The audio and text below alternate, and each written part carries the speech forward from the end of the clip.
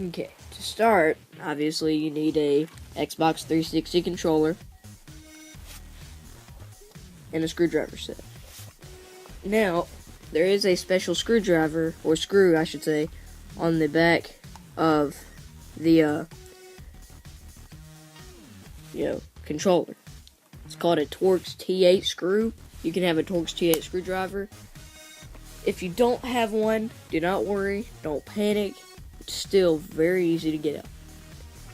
What you're going to do is you're just going to take a flathead screwdriver. I don't know if you can see that. And you're going to just unscrew this, the 7 screws. There's actually one hidden beneath the serial number right here. You can take an X-Acto knife or some kind of knife to take up the serial number, and you can just put that on later. Or if you're like me, you can just punch straight through it. Okay, all I did was take out the 7 screws in the back.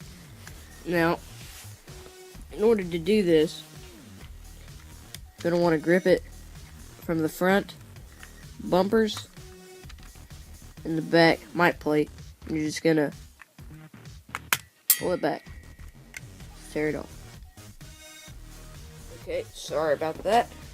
All I did was just give myself a better vantage point for doing this. I hope this whole time you can see what I'm doing.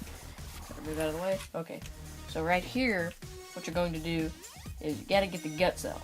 So, you're going to, well, that was easy. If they don't come out, if you flip them over, just push the analog sticks. Whole thing comes out. You can just set that to the side. Now, to take the mic plate out, you just pull it up. It comes right out. Do the same with the bumpers. They're connected right here. Just gonna take that out. And in order to take this apart, it's connected right here. I don't know if you can see that. Let's move it closer. It's connected right here. You just push it. It comes right off. Put that aside. And the buttons, you just remove this rubber cross, put that to the side, then you can just dump it. That middle piece for the D-pad, or not the D-pad, my bad. The green Xbox home button usually sticks in there. You might just have to pull that a little bit. Take out the D-pad rubber cross, or rubber, whatever. Now for this, you're just going to need the D-pad is connected by the front and the back. Now the D-pad's a bit more difficult because it actually has 2 Phillips head screws right there. I don't know if you can see this, probably not. Yeah, definitely not. There's one right there and one right there. All you need is a small, regular Phillips head screwdriver. You just take those out.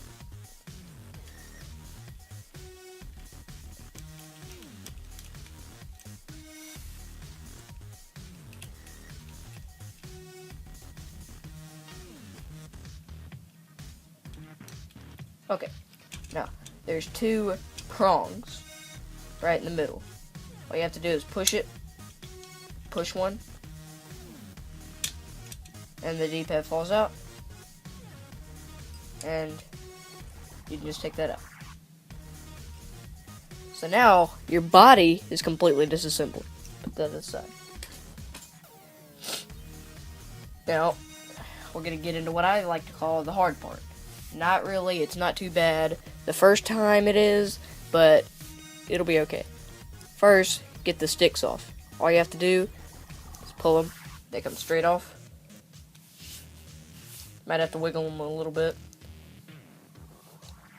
A little bit harder, same concept. The rumble packs, that they're the ones that vibrate, if you didn't guess that. They're connected right there by a little white piece. All you have to do is grab that and pull it. Comes right out. Word of advice, I did not learn this when I learned how to take it apart. Do not grab it by the cords or the whole white piece. See, there's still a white piece left. And do not grab it by the whole white piece, and do not grab it by the cords. If you look at the rumble packs, it's got a little white piece on it. That's because it just goes straight in there. You just pull out the white piece. Do not pull the whole thing out. Here's the tricky part. The triggers. I hate doing the triggers, but you'll get the hang of it. What you gotta do is, they're connected. Let me show you the triggers first. Let's do that.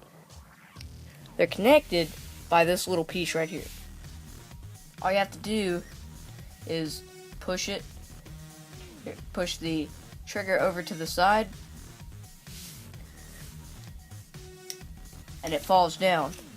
See that? It falls down. And then the hardest part of the entire disassembly, you have this little prong right here, and that right there. What you have to do is you have to use some separation to get it to come apart. When you do, it's not that bad. And then gently lift the trigger up, because that spring in there is tightly wound. If you open it too fast, it flies away. Good luck finding it. Happened to me earlier today. So you just take that off, take the spring out, take the trigger off, that over to the side. For time's sake, and for just because it makes me nervous, I'm not going to take off the left trigger, just because, word of advice, the triggers are very, very easy to break, and I don't want to break it. So I'm just going to keep it at a minimum for today. So, let's go over the pieces you need to have. You need to have the main board, with or without the triggers, if you disassembled them or not. You need to have the trigger if you disassembled it, the spring if you disassembled it. You need to have 2 rumble packs. You need to have 2 analog sticks, a rubber cross, a rubber circle, all your buttons, the Xbox button, the X, A, B, Y, the black part, and the start and select. You need to have the mic plate, the D-pad, the D-pad back, the sync button, the bumpers, the base, and the back. Followed it all correctly. And I did not take mine out. Mine are still in there. But 2 silver Phillips head screws that came with the D-pad, and 7 black Torx T8 screws. Congratulations. If your controller looks like this, you have disassembled it correctly. Feel free to do any modifications or repairs, and have fun. Join the next video, or watch it, rather, for the assembly. Thank you.